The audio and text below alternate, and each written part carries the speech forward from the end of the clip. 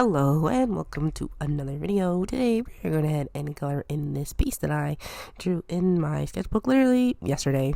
So when it was coming to this piece, this is actually a piece of they're not actually OCs or anything. They're pretty much just some one-off characters that I have drawn in the past. I've drawn them 2 times in the past just because they were like little one-offs. One time it was just for fun, and the second time was a redraw. And this time is not technically a redraw because those very first initial drawings that I did, those previous 2 of these characters, they were just headshots, so they didn't have bodies or anything. So like I said, they don't feel like the same like illustrations technically. So I was like, well, what if I gave them a little bit more personality? So that's what I wanted to do for this drawing. And so I really had this idea, just from like the vibes that they give off of just, I wanted the purple guy to be smoking a cigarette, and I wanted the yellow guy to kind of be like behind him, sort of kind of, I don't know, talking to him, like trying to get him to fight him, kind of, maybe. I don't know, I feel like the yellow guy is a bit more aggressive, probably because I draw him with like part of his ear is missing, like he got in a fight and somebody bit it off or something. So I don't know if he's trying to fight him or if he's just trying to talk to him animatedly, but I tried to put a little bit of storytelling into the sketch, and I felt like I was actually pretty successful with this one, you guys. Like in all aspects, not just in the aspect of the way the drawing came out. Like I feel like this drawing really came out how I pictured it in my mind, which is really weird for me because usually that does not happen. But I had the idea for this. Initially I sketched it out as like a little thumbnail doodle, and then afterwards I went in and sketched it in my sketchbook, my normal sketchbook. And I don't know if it was just I was thinking about it a little bit differently.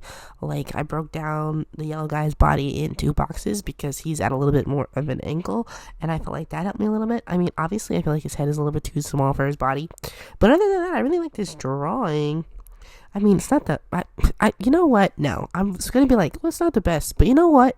No, okay, I like this one. Okay, I'm gonna be honest, I like this one, and that's okay. That's good, actually, that I like it.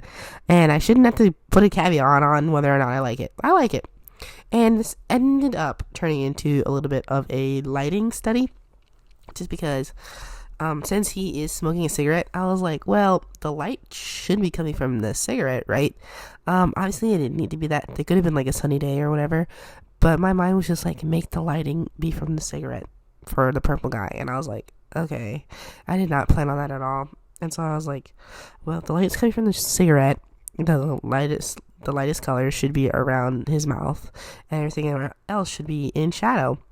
And I was like, how do you do that? And so I was like, well, just go for it. And so I just went for it. When it comes to the skin, it was not that hard, but just because his skin is like 3 colors. His hair was a little bit harder just because I wanted it to be green, but I also needed shadow because it was in shadow. But I decided to add purple just because it needed more shading. I added purple to his skin. I mean, his skin was already purple, but I added a darker purple as a shadow color because the very first drawing I did of him, I had purple as a shadow color. I felt like it made the shadows look a lot deeper and nicer. So I added purple to his skin and I added purple to his hair, and I was like, this is actually not turning out bad. I feel like even though his hair is pretty purple, and I do go back and add in green, so it still comes off as green, I think, in my opinion. Unfortunately, the colors are not super 1-to-1 in this video when it compared to the colors that are in my sketchbook. I don't know why. I think it's because I zoomed in too close. But I feel like when I'm doing like this small little drawing in my sketchbook for you guys, I feel like you guys should be zoomed in so you see everything that I'm doing. I feel like it'd be weird if I was zoomed out to see the whole page. It's like the whole page is not where the work is going on, okay? The work is going on up close and personal. This drawing is not that big, as you can see. It's about the size of my hand, and I have very small hands. So yeah, and then I went in and decided to do his clothes. It took me actually a long time to figure out what I wanted to do with his clothes. And when I say a long time, I mean like 5 minutes. Because I was thinking about what colors would go with the green and purple. I already had the color scheme picked out. Like I said, I'd drawn these characters before. But they never had clothes. They were just heads before. Because they were initially sticker designs. So I was like, what should I do for his clothes? So I was like, I want his shirt to be black. I don't know if it's turtleneck or what, but I wanted that to be black. And so I was like, well, that's easy then. So I just colored it in black. Black is in quotes. It's actually colored in with warm grays, but it's as black as I wanted it to be, with it to be a lighter gray around his hands, obviously, because that's where the light is coming from. And then I blended it out with a darker gray. Oh, I forgot, I really wanted to talk about not just the lighting effects that I did here, but also the way that the paper reacted to the markers here.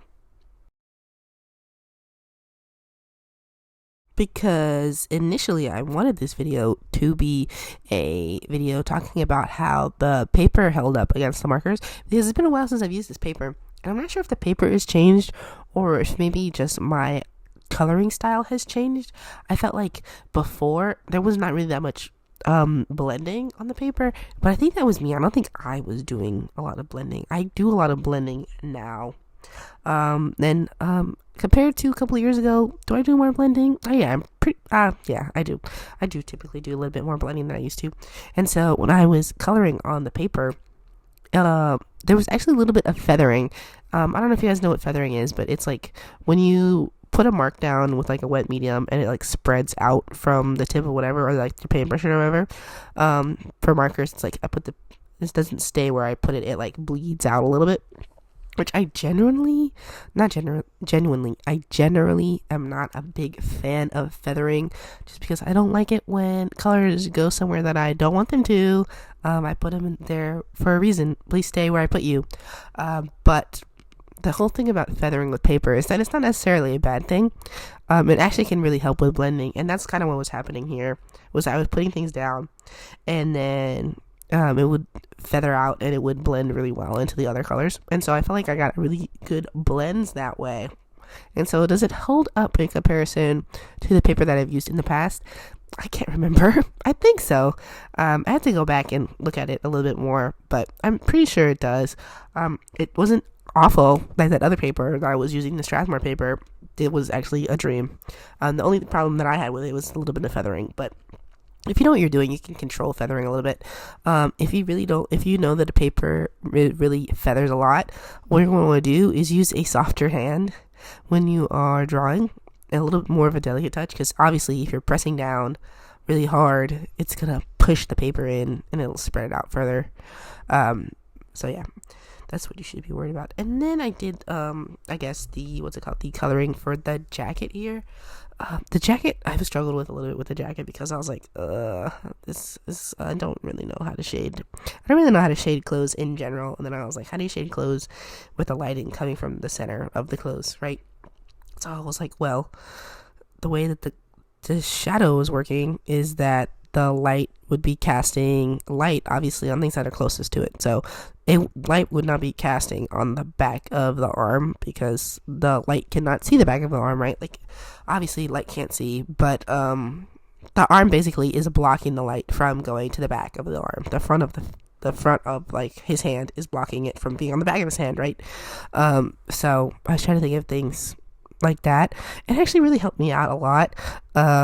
Just trying to think of things in a more three-dimensional space. I did see somebody talk about it in a video where, like, the light, if someone's arm is up, obviously their arm is going to be blocking the light, and so that's how the shadow should appear. That's why you have to like look from like the perspective of the light. So if I'm the light, if I put myself in the light, I can't, if someone puts their hand over my face, I cannot see the back of their hand, right?